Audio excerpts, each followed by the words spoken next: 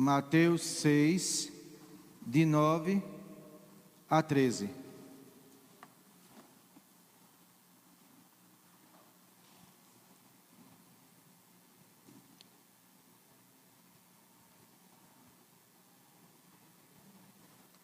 Acredito que já ligaram.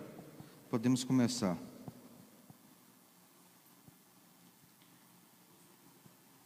É a oração dominical, como está escrito na epígrafe da minha Bíblia, não sei a sua. Enquanto os irmãos localizam os que eles não acharam, Mateus capítulo 6, 9 a 13, vamos fazer uma breve oração para a gente estar dando início a mais uma aula da Escola Bíblica Dominical.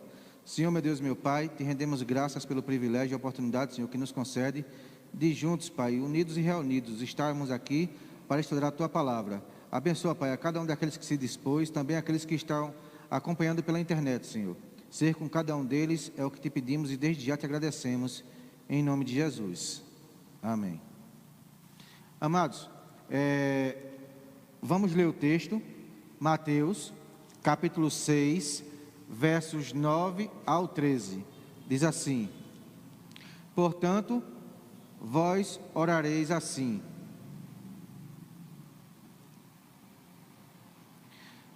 Pai nosso, que estás nos céus, santificado seja o teu nome. Venha o teu reino, faça-se a tua vontade, assim na terra como no céu.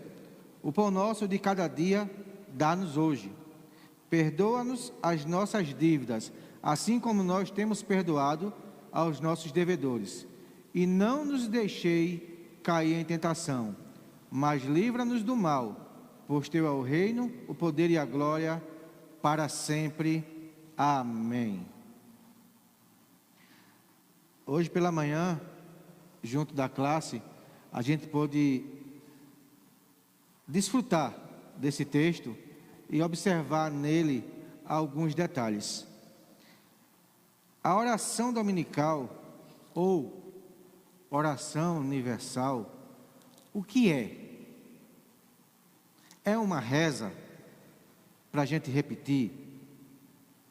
É um modelo, como um esboço do que a gente deve usar em nossa oração? É uma fórmula que contém nestas palavras ensinos? O que é a oração dominical? Primeiro que tudo, no nosso idioma, na língua portuguesa, a oração é o meio pelo qual usamos a nossa comunicação. A oração, ela é constituída por palavras faladas ou escritas. Então, todo meio de comunicação que a gente usa é uma oração. No assunto religião, a oração é algo usado para comunicação entre meros mortais, seres humanos como nós, e o Criador de todas as coisas. Ela pode ser constituída de um monólogo, onde só a gente fala, só Deus fala, ou um diálogo, onde há uma interação de resposta imediata entre nós e o Criador. Como devemos orar? Na aula passada a gente viu a questão do quarto, de entrar no quarto, da oração pública, de não usar vãs repetições e tantas outras coisas. Logo em seguida vem esse texto da oração. O que Jesus queria nos ensinar com isso? Lembre, remontem o texto em sua origem, na sua essência. Os discípulos andaram com Jesus 3 anos. Eles viram Jesus ensinar como alguém que tinha autoridade. Eles viram Jesus atuar em sinais, prodígios e maravilhas. Mas não pediram a Jesus que os ensinassem a operar milagres, não pediram a Jesus a autoridade de falar como ele, mas pediram a Jesus: ensina-nos a orar. Então esse texto de Mateus 9, de Mateus 6, ele é replicado em Lucas 11, onde os discípulos pedem para que Jesus os ensinasse a orar. E Jesus aí entra com esse texto dizendo assim: olha, quando vocês orarem, portanto, quando orares, orem assim. O que significa isso? O microfone, apesar de não estar ligado nos caixas de som, está ligado na transmissão. E eu queria já de início uma participação de vocês. O microfone está com o Gilson. Quem quiser participar, levanta a mão. Gilson, leva o microfone até você. E eu queria que você desse sua opinião sobre oração. O que é esta oração? É uma fórmula? É uma receita com ingredientes? É um modelo no qual devemos repetir? A irmã Nice quer falar, Gilson. Espera o microfone. Eu ia falar isso. É um modelo, foi uma forma que ele deixou, não para a gente copiar, não é para a gente fazer igual, não é? Oração é orar com ação.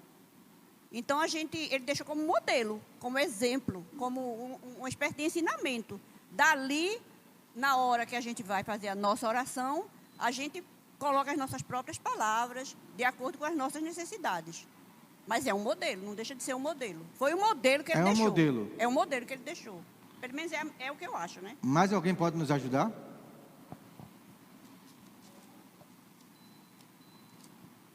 Vamos lá, gente. A aula é de vocês, a classe é para vocês.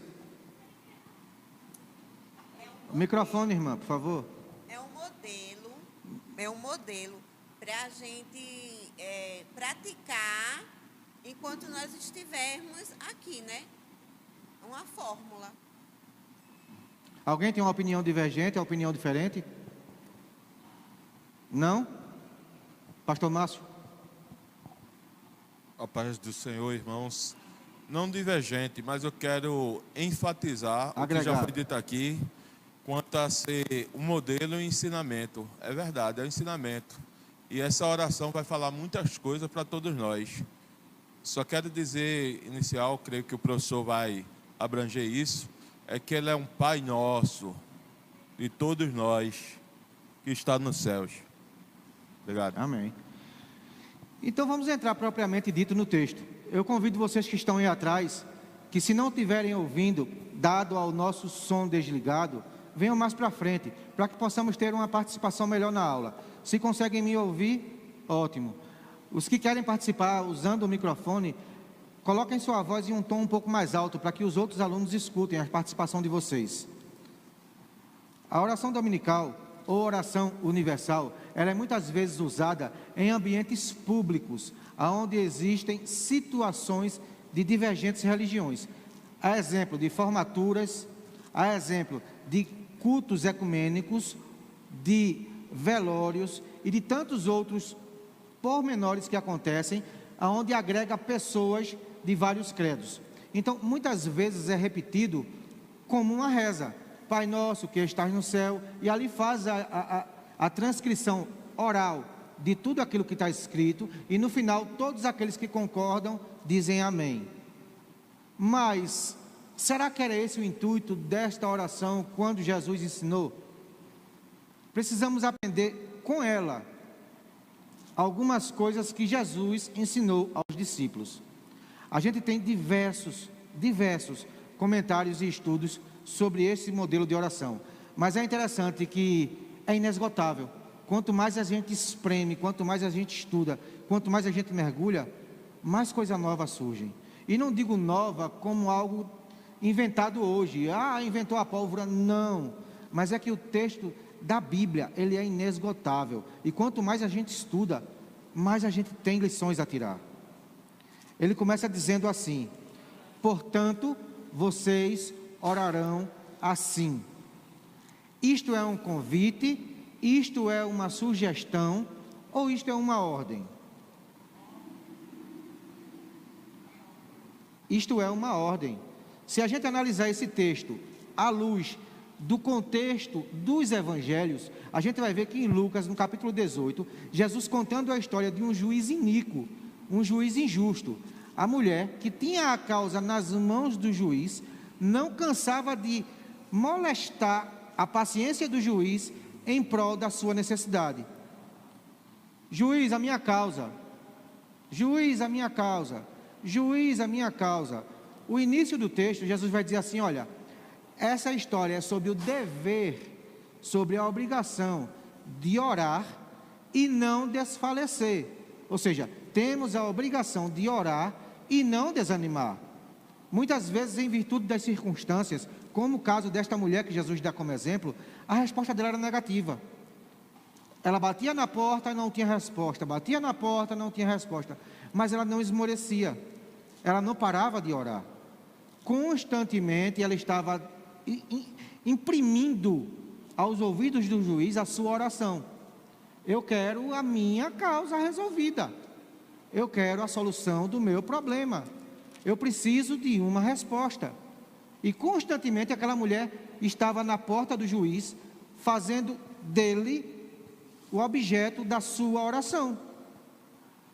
Juiz, eu estou precisando de resposta. Até um dia que esse juiz, incomodado com aquelas petições, resolve atender aquela mulher. Resolve, pelo menos assim, ela sai do nosso pé. Jesus dá o exemplo dizendo que se o nosso Deus não é um juiz iníquo, é um juiz perfeito, como não nos dará todas as coisas? Ou todas as respostas? Então ele dá uma ordem: vocês orem assim. Assim como? E aí começa propriamente a oração. Pai Nosso. 2 palavras. A primeira, Pai. A segunda, Nosso. Na primeira palavra, ele revela a identidade do Deus Todo-Poderoso. Algo que era repetido entre os judeus como uma oração diária. É o que está descrito lá em Deuteronômio capítulo 6. Ouve, ó Israel, o teu Deus é o único Deus. A ele adorarás, e ali começa a discorrer daquilo que era primordial aos judeus.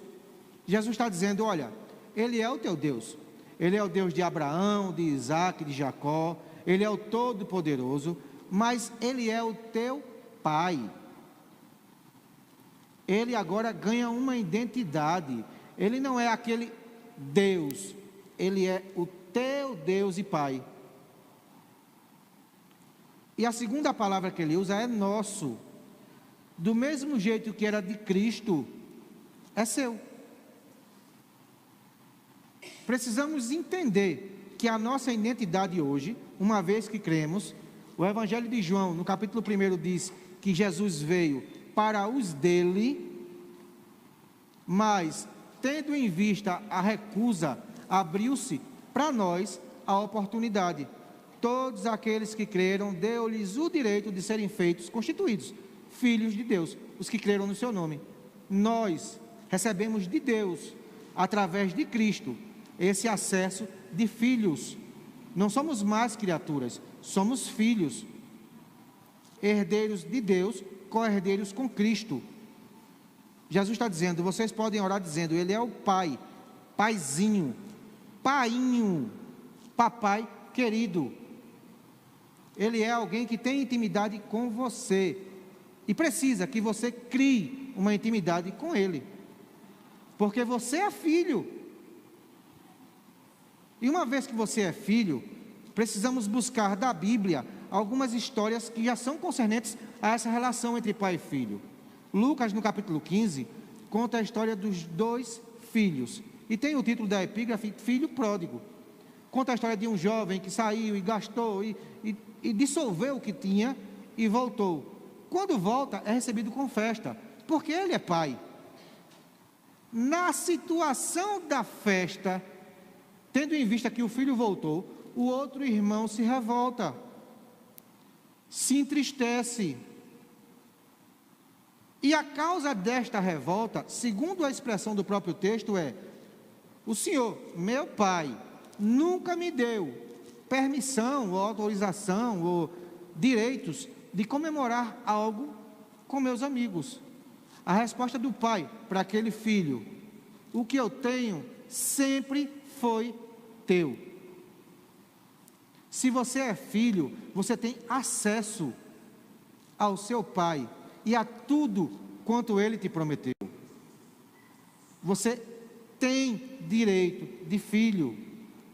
Começa uma relação com o teu pai. Mas o que acontece, irmãos, é que muitas vezes, baseado em nossas relações comuns, trazemos para o âmbito da oração um trauma pessoal, porque às vezes o meu pai não foi um pai exemplar. Às vezes eu conheço situações de pais que não se portam de fato como pais. E quando eu digo pais, eu abranjo pai e mãe, na relação de pais com filhos. Por quê? Porque Deus, ele se apresenta para que a gente possa entender, muitas vezes, como pai e como a mãe. Isaías declara: pode acaso uma mulher esquecer-se do filho que amamenta em seu seio? E ele responde: não. Contudo, todavia, portanto, se ela esquecer, eu, o Senhor, jamais me esqueço de vós. Outro exemplo clássico é o que está em Salmo 27:10. Se o teu pai ou a tua mãe te abandonar, eu, o Senhor, jamais te desampararei. Isaías, no capítulo 9, versículo 6, e agora até eu esqueci, se é 9:6 ou se é 6:9, fala que um menino nos nasceu, e ali está contido a situação de seus atributos, e entre elas, Pai da eternidade. Deus, ele é Pai antes que tudo houvesse. Ele tem em sua essência um caráter paterno. Precisamos desenvolver em nós o caráter de filhos, para que possamos entender o que nos é assistido através dessa relação de pai perfeito, que é Deus, e de filhos, que somos nós. Quando Jesus ora na situação de Lázaro, ele declara aos que ouvem: eu bem sei que sempre me ouves, mas peço isso por causa deles, para que creiam em ti. O nosso Deus Criador, ele é um Pai que está pronto a nos ouvir. Ele reconciliou consigo mesmo, através do sacrifício vicário de Cristo, a nossa vida pecaminosa. Ele nos remiu, nos perdoou, nos trouxe para juntos. Precisamos desenvolver, através daquilo que a Bíblia ensina, essa relação de filhos de direito. Somos filhos do Deus Todo-Poderoso. Ele segue dizendo assim: santificado seja o teu nome. E aí entra uma pergunta bem interessante para que a gente possa refletir. A gente vai ver expressões como a que Isaías dá no capítulo 6, que os anjos, os querubins voando, clamavam em alta voz dizendo: santo, santo, santo. Será que a nossa voz, a nossa expressão verbal pode fazer santo aquele que já é? Podemos santificar através de uma oração verbal a divindade do próprio Criador? Quando exaltamos o seu nome, enaltecemos a sua majestade, precisamos entender que a nossa palavra, ela precisa de um respaldo. Lembra da última aula que a gente teve há 15 dias atrás? Sim, quando sim, não, quando não. Não precisamos de um fiador para segurar a nossa palavra. Nós precisamos nos posicionar de fato como filhos. Para que a gente possa expressar a santidade do Senhor, precisamos viver em santidade. Precisamos colocar em prática a nossa vida nos pés do Senhor. Para que ao abrir da nossa boca e declarar a sua santidade, as pessoas tenham a autenticidade naquilo que a gente diz. Tem uma história inusitada que as pessoas contam, e eu escutei essa história logo lá no início da minha conversão, de um filho que diz: pai, a gente podia morar aqui na igreja. Por quê, filho? Porque aqui o senhor é esplêndido. Seu comportamento, suas falas, seu jeito de tratar as pessoas. Parece que essa ilustração diz que em casa as coisas eram diferentes. Então, uma vez que o meu comportamento público na igreja deve ser santo, ele é o meu comportamento e deve me acompanhar aonde quer que eu vá. Em casa, na rua, no trabalho, na escola, na faculdade, aonde quer que eu vá. Lembra da autoridade que precisamos constituir a nós? Somos filhos. Pedro, escrevendo em sua primeira carta, no capítulo 1, versículo 15, ele diz assim: olha, sede santos, porque Deus é santo. Quando a gente vai santificar o Criador, a gente primeiro deve pensar que a nossa palavra não tem poder para tal, mas a nossa vida sim. Uma vez que vivemos pautados à santidade que o Senhor requer de nós, nós podemos de fato e de direito enaltecer o seu nome dizendo: Tu és santo, santificado, glorioso, majestoso. Uma vez que a gente santifica Ele em nossas atitudes, as palavras começam a ter mais sentido. O texto segue, ele diz assim: venha o teu reino. E aí a gente entra numa divergência gigante. A teologia constitui, através dos tempos, correntes teológicas. E o teu reino, alguém vai dizer que é a igreja, alguém vai dizer que é isso, alguém vai dizer que é aquilo. Mas entende a expressão, venha o teu reino. A gente crê, através da Bíblia Sagrada, que haverá um tempo que Jesus estabelecerá o seu reino aqui na terra. Mas é interessante que quando a gente fala sobre estes assuntos, muitos de nós, pasmem, muitos de nós dizem: ainda não estamos prontos, calma, ainda não. Apocalipse vai dizer no capítulo 22, se eu não me engano, versículo 8, o Espírito diz: vem. A noiva diz: vem. O que é que nos falta? Precisamos estar prontos. A gente tem vivido esse tempo agora, episódios contínuos de pessoas que estão partindo para encontrar o Senhor. Precisamos estar prontos hoje, agora. Para que essa declaração tenha força na minha vida, eu preciso dizer sem temor: venha o teu reino, venha, Senhor, venha como juiz. A tua misericórdia hoje é uma realidade, mas quando tu vier, vai cobrar justiça, e a tua justiça é justa. Precisamos pautar nossa vida na vinda do Senhor. Quando é que Ele vem, irmão? Hoje. Que horas? Talvez agora. Talvez agora. Quantas pessoas temos negligenciado? Pessoas dentro da nossa casa, vizinhos, amigos, pessoas que por vezes temos a oportunidade de dizer: o Senhor está voltando, e nos negamos a dizer. Tiago capítulo 4, versículo 17, diz que todo aquele que sabe fazer o bem e não faz, comete pecado. Vamos recapitular? Vocês devem orar, é uma ordem. Ele é o seu Pai, você é filho dele, ele é santificado através da sua vida, para que o reino dele venha. Estão me acompanhando até aí? Vamos seguir. Faça-se a sua vontade. É outra expressão difícil. Fazer a vontade de Deus. Por quê, irmão? Porque muitas vezes estamos em rota de colisão com a vontade de Deus. Para falar a verdade, na maior parte das vezes.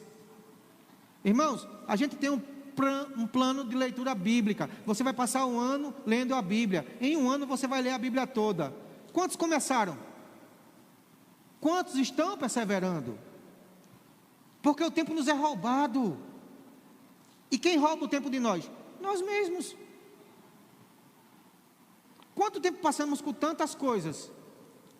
Mas parece que aquela hora que a gente separa para ler a Bíblia é uma hora cansativa, é uma hora difícil, é uma hora complicada. Então a minha vontade não é ler a Bíblia, mas eu preciso ouvir Deus falar através dela. Então veja, uma simples situação já nos coloca em rota de colisão. Jesus Cristo, feito homem aqui na terra, ele entrou em rota de colisão. No Getsêmani, quando ele vai orar, ele se separa e ele por 3 vezes repete: Pai, se for possível, apresente uma alternativa B. Trazendo para os dias de hoje, GPS, tem uma rota alternativa não? Não tem outro caminho não? Que é isso, Jesus? Sou eu que vou sofrer, vou ser chicoteado, cuspido, ferido. E como humano, ele teve medo, ele verteu sangue naquela oração. Mas ele termina a oração dizendo: faça-se segundo a tua vontade. E não é o que eu quero, é o que o Senhor quer. E glória a Deus por isso, porque hoje estamos aqui. Ele não desistiu de você. Ele passou tudo por amor a você. Mas na rota de colisão, ele se colocou em uma situação de clamar 3 vezes: passa de mim este cálice. Vai acontecer conosco, irmãos. Já acontece. Mas o que a Bíblia nos diz, segundo escreveu Paulo, é que a vontade de Deus, ela é boa, perfeita e agradável. Mas eu não entendo. Mas ela é boa, perfeita e agradável. E a oração nos ensina a escolher a vontade de Deus. Faça-se a sua vontade. O que é que eu preciso fazer, irmão, para entender a vontade de Deus? Paulo diz: mudar nossa mente. Peça a Deus discernimento para entender, porque a vontade dele é boa, perfeita e agradável. E quando a nossa mente passar a ser uma mente de filho, a gente vai entender que muitas vezes, no conflito que a vida vai nos oferecer, a vontade dele é a melhor. Faça-se a sua vontade onde, irmãos? E aí a Bíblia continua dizendo: assim na terra como no céu.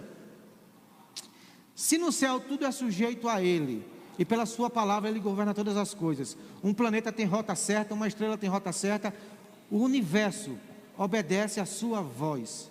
Você acha que na terra a gente é capaz de, por rebeldia, não atender à vontade do Criador? Irmão, o que é que o senhor está falando? Que a gente é predestinado a ou vai ou racha? Não, a gente entende por teologia que a gente tem uma escolha. A gente é livre para escolher, mas a nossa escolha não interfere na vontade do Criador. A vontade dele, segundo escreveu Paulo a Timóteo, é que nenhum homem se perca, que todos cheguem ao conhecimento da verdade, que Cristo Jesus é o Salvador. Mas eu não quero, Senhor, eu não preciso, eu acho que eu posso viver sozinho. Vamos mudar a vontade de Deus? O nosso livre-arbítrio não é um acesso livre a viver no pecado. Uma vez que assumimos o compromisso com Cristo, de aceitar, reconhecer o seu sacrifício e colocá-lo em nossa vida como único e suficiente Senhor e Salvador, nós precisamos pautar nossa vida nos princípios que a Bíblia nos ensina. E aí vamos fazer a vontade dele, tanto no céu, quando lá chegarmos, quanto aqui na terra. Como é que está o meu comportamento? Vai voltar para esse assunto? Vamos! A vontade dele precisa ser boa, perfeita e agradável, lá no céu, mas aqui na terra. Quais são as palavras que eu tenho usado no meu dia a dia? Quais são as roupas que eu tenho vestido? Quais são os costumes que eu tenho praticado?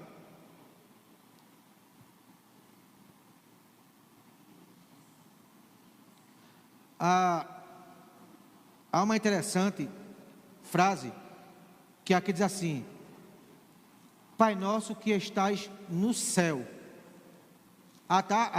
Tarde, ó. Pela manhã eu pulei essa frase e pulei também a do santificar, para trazer tudo junto. Eu pulei essa frase e acabei esquecendo e falei o santificado aqui, mas eu vou trazer essa frase do que estás nos céus. Lembra da oração do judeu? Senhor Todo-Poderoso, Tu és o Deus de Abraão, de Isaac, de Jacó, tal, e Jesus nos apresenta Ele como Pai, Ele mostra a identidade dEle como Pai. Jesus, Ele traz para nós algumas ilustrações que os evangelhos mostram, mas uma das que eu mais gosto é a situação de Mateus capítulo 11, versos 28 a 30. Vinde a mim, a Cristo, todos vocês que estão cansados, oprimidos, sobrecarregados. Tomai sobre vós o meu jugo, aprendei de mim, que sou manso e humilde, porque o meu jugo é suave, e o meu fardo é leve. Eu fiz essa pergunta de manhã e é interessante que as pessoas sabiam. E eu queria novamente interagir com vocês. Quem é que sabe o que é jugo? Canga, cangalha ou alguma coisa mais ou menos assim. Dá o microfone a pastor Márcio, Gilson, por favor. Me explica aí, pastor Márcio, o que é o jugo?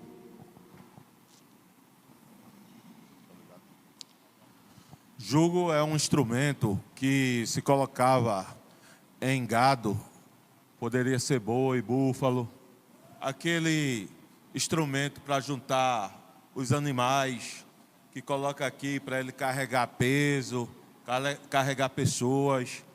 Então, aquilo dali, entre aspas, hoje em dia, principalmente, está sendo visto como uma tortura ao animal, né? Então, aquilo dali, naquele tempo, era considerado que realmente pesava nas costas do animal. E Cristo ilustrou que ele ia amenizar todo o peso que estava sobre nós, colocando essa figura de linguagem. Deixa eu ver alguém aqui para dar um exemplo. Vem cá, Gilson, é tu mesmo. Deixa o microfone lá com o pastor Márcio. Vem cá. Deuteronômio diz: não lavrarás a terra com um boi e um jumento. Os dois são animais de carga que eram usados para lavrar a terra. Nos dias mais atuais, a canga ou a cangalha ou o jugo era feito para um animal conduzir um peso. Na época de Cristo, esses animais andavam lado a lado, dois juntos. E o que ele diz: não colocarás animais diferentes. Por quê? Porque possivelmente eu e Gilson temos a mesma altura. O peso vai ser dividido. Uma vez que eu fosse um animal de menor porte e Gilson de maior porte, ou vice-versa, estaria com um jugo desigual, estaria com um jugo diferente. Precisava ser igual, irmão? Precisava. Do mesmo tipo? Do mesmo tipo.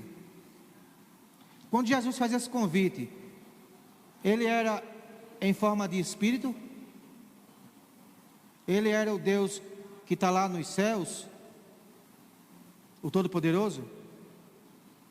Ele foi feito homem, irmãos, em semelhança nossa. E ele está dizendo: eu vou estar junto contigo, lado a lado, dividindo esse fardo. Vinde a mim, todos vocês. Por quê? Porque o meu jugo é suave e o fardo que eu vou colocar em cima é leve. Você não está só. Um dos atributos de Deus, obrigado, Gilson, é a onipresença. Ele prometeu em Mateus capítulo 28, no finalzinho do texto, que estaria conosco até a consumação dos séculos. Precisamos criar esse vínculo de fato e de direito, de intimidade com Ele. Ele está próximo. Paulo, escrevendo aos Romanos, ele diz: olha, como se tateando. Tatear é palpar as coisas com a mão, como no escuro o pudéssemos encontrar. Ele está perto. Quando oramos, e aí entra novamente a questão da teologia: quantos orados orareis assim? Em modo pentecostal, que é o nosso, oramos todos ao mesmo tempo, cada um em uma fala de oração. E é interessante que Deus, Ele está pertinho de você, te olhando nos olhos, talvez ao teu lado, entendendo tudo aquilo que você fala. Numa oração comum, para as igrejas tradicionais, uma pessoa ora e os demais concordam. Amém, eu concordo, assim seja. Mas independente do modelo de oração que a gente siga, seja pública, seja no quarto, seja onde for, Ele nos ensinou que estaria conosco. Pastor Márcio quer falar, está com o microfone? Eu gostei muito desse link que você fez a respeito do jugo, que Cristo tirou o jugo que nos pesava muito, e que Ele é nosso Pai. Na oração está introduzido isso. Quando diz Pai Nosso, é porque a gente não está pensando só na gente, a gente não está olhando só para nós. Nós somos um corpo, nós somos um em Cristo Jesus. Então aqui deve acabar tudo aquilo que existe no mundo. E no mundo existe o quê? Julgamentos, condenação. As pessoas veem a pessoa morrendo, quer matar mais. As pessoas mentem. matam com palavras, colocam fardos. Isso existe aqui? Existe porque aqui é constituído por homens. A igreja também tem. Mas aqui se ensina a verdade. Quem chega aqui e quer continuar vai enxergar que está errado o seu procedimento.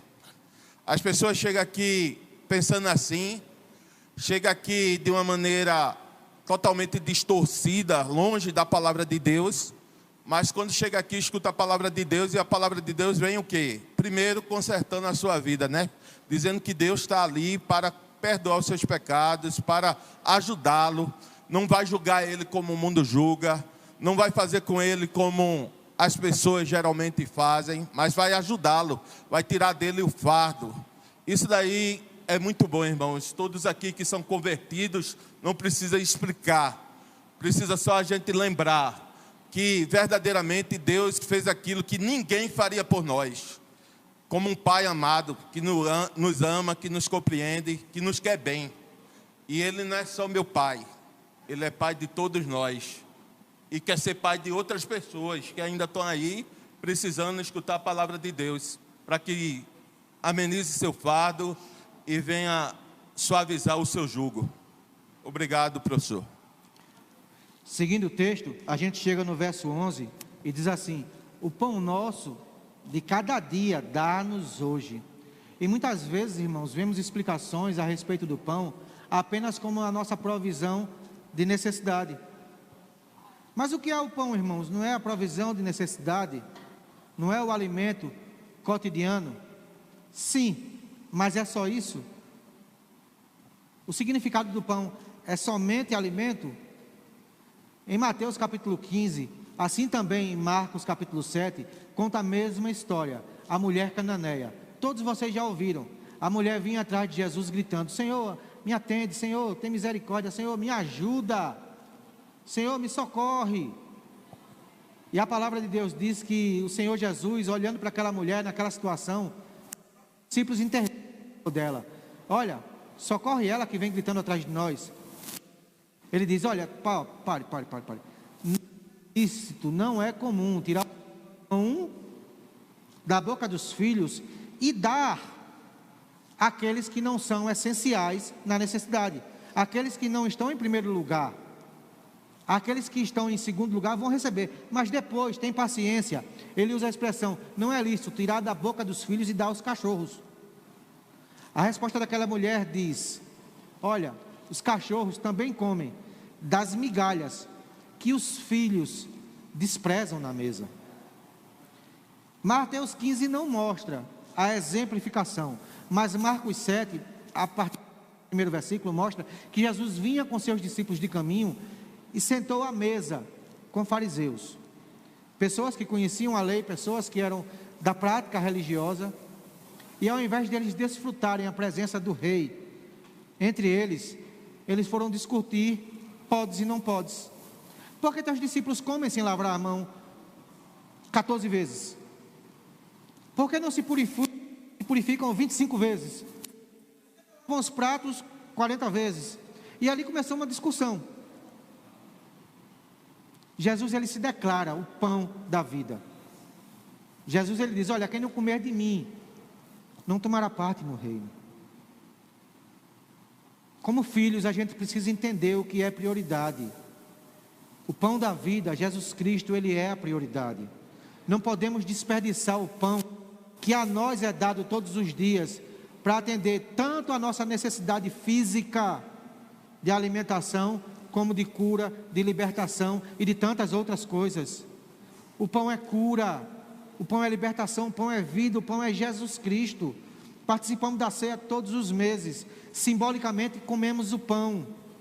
Precisamos parar de desperdiçar migalhas e aprender que a simples migalha restaura uma vida. Como filhos, está reservado para nós não migalhas, apresentada à mesa. O pão é Jesus Cristo e está à sua disposição.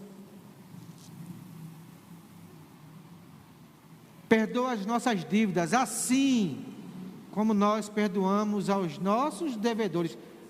Parece novamente que o texto nos coloca em uma situação condicional. Mas, irmãos, eu não sei perdoar ainda. Eu não consigo. É uma falha minha, uma limitação minha. E agora? Eu não fui perdoado? Porque Jesus me ensina a orar pedindo perdão do mesmo modo que eu perdoo. Acho que eu estou ferrado. Acho que eu não vou alcançar esse perdão porque eu não sei perdoar. Quando nos posicionamos como filhos, sabendo que Deus é o Pai, que está próximo, ao nosso lado, vamos começar a entender que algumas situações da vida podem ser vistas por nós apenas como uma cicatriz, como algo que aconteceu e está marcado. É um fato, aconteceu, mas hoje não dói mais. Eu fui curado. Isso não existe mais. Quando entendermos que tudo aquilo que nos magoou, machucou, já passou porque estamos aqui, não vai ter peso sobre nós. Lembrem sempre que aquele que nos ensinou, ele tem autoridade para ensinar. Ele é Deus. Pedro, certa vez, chegou a ele e disse assim: Senhor, quantas vezes eu devo perdoar o meu irmão? Até 7? Eu disse a ele: não faça. Ele fez. Não faça. Ele fez. 7 vezes? É possível perdoar 7 vezes a mesma situação, da mesma pessoa, no mesmo dia? Jesus disse: não. 70 vezes 7, 490 vezes pela matemática direta. Porém, é uma matemática que não fecha. 490 vezes a pessoa vai fazer o mesmo pecado no mesmo dia contra você? As misericórdias do Senhor são a causa, segundo a Bíblia diz, de nós não sermos consumidos. A sua misericórdia renova-se a cada manhã. Os perdões que Ele dispensou à sua vida hoje, todos eles, sem faltar nenhum, estarão disponíveis amanhã. E o que é isso, irmão? É licenciosidade para pecar? É para viver no pecado? Não. Romanos capítulo 6 diz que uma vez que fomos mortos com Ele, devemos ressuscitar com Ele para uma nova vida sem pecados. São algumas coisas que a gente precisa entender. Romanos 8, versículo 1 diz: nenhuma, talvez algumas, né? Mas o texto diz: nenhuma condenação há para aqueles que vivem em, e essa preposição em, eu queria que você observasse que a gente vai falar sobre ela. Aqueles que vivem em Cristo Jesus. Mas as novas versões muitas vezes omitem a segunda parte do versículo, que diz assim: que vivem, olha a vida em santidade novamente, não segundo a carne, mas segundo o Espírito. Mas, irmãos, em Cristo somos mais que vencedores. Mas, irmão, em Cristo nos assentamos nas regiões celestiais. Em Cristo, lembra da preposição em? Quando Deus estabelece um sacrifício, o sacerdote, por nossos pecados, esse sacrifício pagou o que nós cometemos ontem, o que nós cometemos hoje, e as possíveis transgressões que iremos cometer no continuar da vida. Porque se dissermos que não temos pecados, nos fazemos mentirosos. A Bíblia diz: aquele que diz que não tem pecado se faz mentiroso e filho do diabo. Então nós pecamos em palavras, em pensamentos e em atitudes, porque estamos presos a um corpo de pecado. Mas uma vez que Ele é santo, devemos nos policiar. Como assim, irmãos? A outra parte do texto vai dizer assim: livra-nos da tentação ou do mal, dependendo da tradução. E muitas vezes a gente ouve em igreja de irmãos que são fracos e suscetíveis a erro em determinada área. Irmão, ore por mim, eu sou tão fraco nessa área tal. Olha, eu vivo pedindo: Senhor, tem misericórdia de mim nessa área. Senhor, me ajuda nessa área. Mas eu continuo pecando, irmãos. É algo falho. Deixa eu explicar uma coisa para vocês. Nem todos nós iremos falhar nas mesmas áreas. Exemplo: roubar, ser desonesto. Nem todos vamos pecar, porque é índole pessoal do caráter de cada um. Tem pessoas que não admitem. Nem todos vamos ter a fraqueza na área de jogos.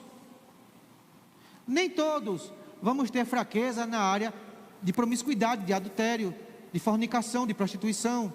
Nem todos vamos ser fracos para bebedice, para alcoolismo, para drogas, para cigarro. Porque cada um é experimentado em áreas específicas. Mas se eu sou fraco nessa área tal, o que é que eu posso fazer para me fortalecer? Afinal de contas, se eu sou fraco e caio, até a gente brinca com esse dito: acaso o pecado é vitamina para o crente fraco? Não, Jesus dá a receita no início: ore assim, Ele é seu pai, está perto de você, você é filho, esteja pronto porque o reino vai vir,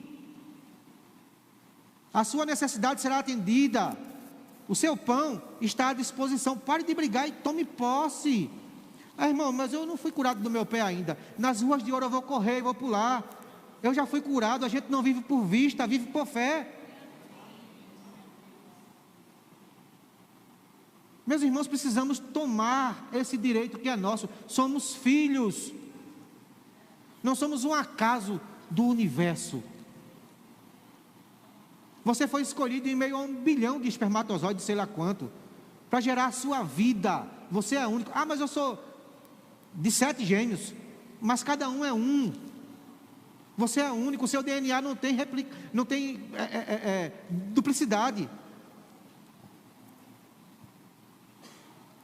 Jesus no Getsêmani, voltamos para lá, para o jardim. Vocês podem orar comigo? O negócio está difícil. Eu vou somente morrer, ser crucificado, chicoteado. Vocês podem orar comigo? Jesus vai orar. Jesus volta e os discípulos estão dormindo. Não puderam orar comigo nem um instante. Por 3 vezes, Jesus os encontra dormindo. E ele diz a eles: vigiai e orai, para não caíres em tentação. Irmão, bota em prática. Você acorda de manhã, consagra a tua vida, ora: Senhor, Tu és meu Pai, eu sou Teu filho, me livra desta situação tal. O dia é mau, as coisas são más, mas o Senhor é bom, e é eterna a sua bondade. Fica comigo, me ajuda. E você sai de casa nesse propósito de oração, ligado no céu, o céu ligado em você. Te preocupa não, que é diferente do Wi-Fi. Você vai sair de casa e o sinal não vai cair, o céu anda com você, Jesus está contigo. Na primeira situação de confronto que o mundo te oferecer, tu vai estar forte. A tentação que te vencia não te vence mais. Por quê? Porque Tiago diz: resisti ao diabo e o diabo fugirá de vós. É assim, irmãos? É, mas diz a primeira parte: sujeitai-vos, pois, a Deus. Para quê? Para que você esteja forte. Uma vez que você está sujeito a Deus, você vai estar forte e você vai resistir ao diabo e ele mesmo fugirá de você. Qual é a área da tua fraqueza? Apresenta a Deus em oração. Consagra a tua vida a Deus. E essa fraqueza vai deixar de existir, porque você é filho e você não está só.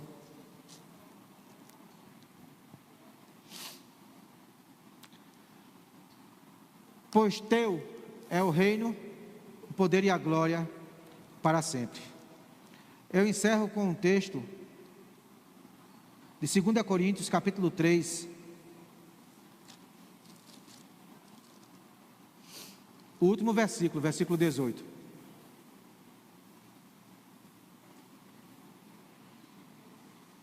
Segunda Coríntios 3, versículo 18.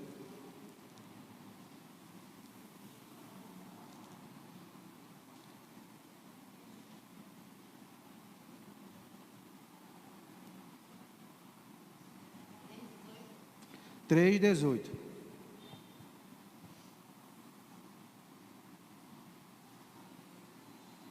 E todos nós, com o rosto desvendado, contemplando, está assim na versão de vocês ou alguém tem diferente?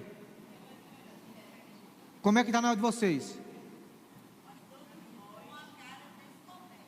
Sim, contemplando, na de vocês tem outro nome, qual é? refletindo. Eu vou ler nesse texto, nesta versão, e depois eu vou explicar esse trocadilho. Todos nós, com o rosto desvendado, contemplando, como por espelho, a glória do Senhor, somos transformados de glória em glória, na sua própria imagem, como pelo Senhor, o Espírito. Na minha versão desta Bíblia tem contemplando, em outras versões tem refletindo. Irmãos, em português, refletir é uma coisa, contemplar é outra.